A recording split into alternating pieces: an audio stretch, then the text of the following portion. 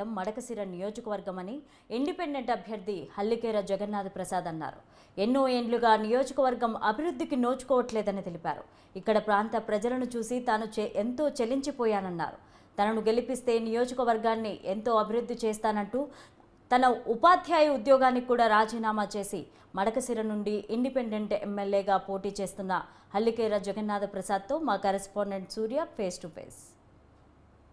దాదాపుగా 40 సంవత్సరాల పాటు ఉపాధ్యాయుడిగా ఎంతోమంది విద్యార్థుల జీవితాలని తీర్చిదిద్దిన హల్లికేర జగన్నాథ ప్రసాద్ గారు ఈసారి ప్రజల జీవితాల్లో మార్పు తీసుకురావాలి, వాళ్ళ తలరాతను కూడా మార్చాలి అన్న సదుద్దేశంతో మడకశిర నియోజకవర్గం నుంచి స్వతంత్ర అభ్యర్థిగా బరిలో దిగబోతున్నారు. ఎమ్మెల్యే అభ్యర్థిగా ఆయనతో ఒకసారి మాట్లాడే ప్రయత్నం చేద్దాం. సార్ చెప్పండి, మీరు దాదాపుగా 40 సంవత్సరాల పాటు ఈ విద్యాబోధన చేస్తూ ఉన్నారు. ఎందుకు ఆలోచన వచ్చింది మీకు ఒకసారిగా రాజకీయ రంగంలోకి రావాలని?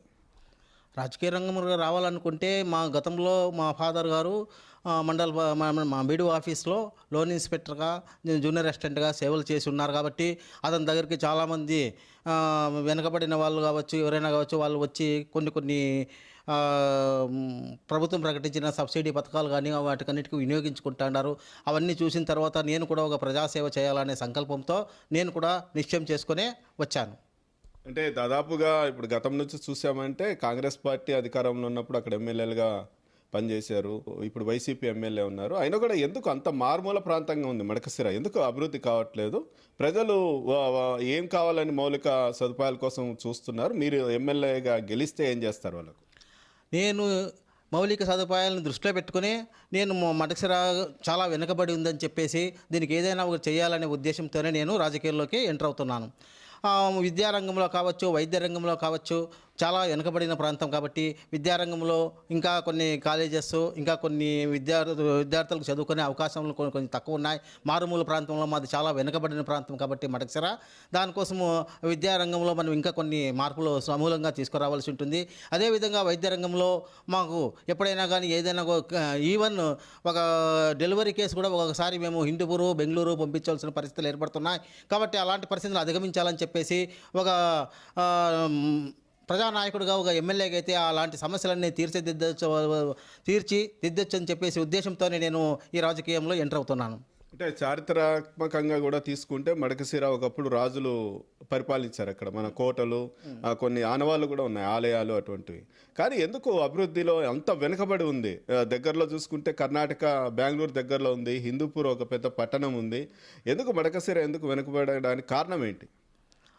మడకశిర వెనుకబడిన కారణం ఏమంటే చాలామంది ఎక్కువ మంది గతంలో ఉండే నాయకులు మడకశిరాన్ని డెవలప్ చేసేదాన్ని కొన్ని ఇవి పాటించలేదన్నమాట. ఇప్పుడు ఒక ఉదాహరణకు మార్కెట్ యార్డ్ ఉంది. మార్కెట్ యార్డ్లో మాకు మెయిన్ ప్రధాన వనరు చింతపండు, తర్వాత రేషము, ఇలాంటివన్నీ ఉన్నాయి. కానీ వేరుశెనగ ఇలాంటివన్నీ ఉన్నాయి. కానీ వర్షాభావ పరిస్థితుల్లో ఉండే పంటలు కాబట్టి అయినా కూడా అక్కడ మార్కెట్ యార్డు పూర్తిగా పని చేయడం లేదు. అంతా హిందూపూరు వేరే చోటుకన్నీ వెళ్తున్నారు, కర్ణాటక వెళ్తున్నారు, రామ్నగర్ అలాంటికి వెళ్తున్నారు రేషమంతా.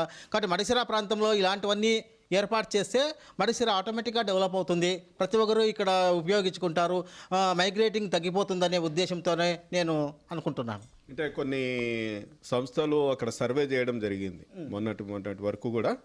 అంటే ఎవరైతే ఎమ్మెల్యే అభ్యర్థిగా ఇక్కడ నిలబడితే ఎవరు గెలిచే అవకాశాలు ఉన్నాయని దాంట్లో చూసుకుంటా అంటే మీరు రేస్లో ఉన్నారు. అయినా కూడా ఏదన్నా టీడీపీ కానీ వైసీపీ కానీ పార్టీలు మిమ్మల్ని సంప్రదించాయి పార్టీ టికెట్ ఇస్తామని? పార్టీ టికెట్ ఇస్తామని వాళ్ళు సంప్రదించడానికి ఏమీ లేదు. ఎందుకంటే మేము ఉద్యోగస్తులు కాబట్టి ఉద్యోగులకు ఎవరు చాలా మటుకు ఆఫర్ చేసేకారు. మేమే స్వచ్ఛందంగా వస్తే వాళ్ళు ఏమన్నా అంగీకరించవచ్చు, అంగీకరించకపోవడం అది వాళ్ళ కారణం కావచ్చు. ఏదైనా కానీ నేను ఎవరో టికెట్ ఇస్తారని కానీ వాళ్ళు ఇస్తారని కానీ నేను ఈ రాజకీయ రంగంలో రావడం లేదు. ప్రజలకు సేవ చేయాలనే ఉద్దేశంతోనే నేను ఈ సదుపాయాలు కల్పించాలా. నేను ఎందుకంటే చిన్నతనం నుంచి అక్కడే నేను జన్మించిండేది అక్కడే, నేను పుట్టి పెరిగిండేది అక్కడే, నేను ఉద్యోగం చేసిండేది కూడా. దాదాపుగా 22 సంవత్సరాలు, నా 39 సంవత్సరాల చిల్లర దాంట్లో ఈ 22 సంవత్సరాల మడకశిర ప్రాంతంలోనే నేను చేశాను. 1వ వార్డులో చేశాను. కాబట్టి తర్వాత నేను చదివిన స్కూల్లోనే 10.5 సంవత్సరం పనిచేస్తున్నాను. కాబట్టి అక్కడ ఉండే వాళ్ళ యొక్క ప్రజల యొక్క పరిస్థితి అంతా నేను చిన్నప్పటి నుంచే నేను నిశ్చితంగా గమనించున్నాను. కాబట్టి మీరు డెవలప్ చేయాలనే ఉద్దేశంతో మడకశిరకు నేను నిర్ణయం చేసుకున్నాను. అంటే మెయిన్గా ప్రధానంగా మడకశిర నియోజకవర్గ ప్రజలకి ఏం చేయబోతున్నారు, ఏం చెప్పబోతున్నారు, మీ మేనిఫెస్టో ఏంటి? మడకశిర ప్రజలకు చేయబడి అంటే మామూలుగా నేను గమనించిన దాంట్లో తాగునీటి సమస్య చాలా సివియర్గా ఉంది. తాగునీటి సమస్యను అధిగమించాలా. తర్వాత ఇంకా కొన్ని తాగునీటి సమస్య కాకుండా ఇంకా వైద్య రంగంలో తెలుసు, వైద్య రంగంలో అప్పుడే చెప్పాను. పారిశ్రామికంగా, తర్వాత వ్యాపారంగా చాలామంది కొంతమంది మా లోకల్ వాళ్ళే చాలామంది ఊర్లు వదిలి వలస వెళ్ళిపోయారు వ్యాపారం చేసేవాళ్ళు. అది నాకు చాలా బాధ అనిపిస్తుంది. ఎందుకంటే మేము ఉద్యోగం చేస్తున్నాము, ఎక్కడ పోయినా మనం ఉద్యోగమే, కానీ వ్యాపారస్తులు అనేవాళ్ళు స్థిర నివాసంగా ఉండాలా. మరి వాళ్ళ వేరే ప్రదేశానికి వెళ్ళారంటే ఇక్కడ జరగకపోవడానికి కారణం అలాంటి వాళ్ళని ఇక్కడ నిలబెట్టడానికి నేను నా సాయశక్తులను నేను ప్రయత్నం చేస్తాను.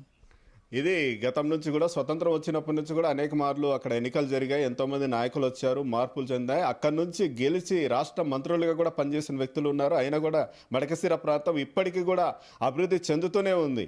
ఇంకా ప్రజల్లో అయితే అంత సంతృప్తి అనేది కనిపించలేదు. కాబట్టి ఈయన దాదాపుగా 40 సంవత్సరాల పాటు మడకశిర పట్టణంలోనే పనిచేశారు. అదేవిధంగా వీళ్ళ తాత ముత్తాతలకి సంబంధించిన మొత్తం ఆనవాళ్ళు కూడా అక్కడే ఉన్నాయి. కాబట్టి ఏదైతే ఈయనకు బాగా తెలిసిన విషయాలు, అక్కడ ఏం కావాలి ప్రజలకు, మౌలిక సదుపాయాలేంటి, ఉపాధి అవకాశాలు కావచ్చు, వైద్య ఆరోగ్య కావచ్చు, రవాణా కావచ్చు, నీటి సమస్య కావచ్చు, పారిశ్రామిక రంగంగా కావచ్చు, ఈ ఇతర రైతులకు ఏం కావాలి, ఇవన్నీ కూడా ఆయనకు బాగా క్షుణ్ణంగా తెలుసు. కాబట్టి స్పష్టంగా ఆయన ధీమా వ్యక్తం చేస్తున్నారు. ఇవన్నీ ఏదైతే ప్రజలు ఓట్లేసి గెలిపిస్తే ఇవన్నీ పట్ల కూడా శ్రద్ధ చూపించి తప్పనిసరిగా మంచి విలువైన లేకపోతే నాణ్యమైన జీవితాన్ని ప్రజలకు అందించే ప్రయత్నం చేస్తాననేసి హలికెర జగన్నాథ ప్రసాద్ గారు ధీమా వ్యక్తం చేయడం జరుగుతుంది. Camera person Anjaneya Prasad, RK Surya, news 360, Madakasira, Sri Sathya Sai జిల్లా.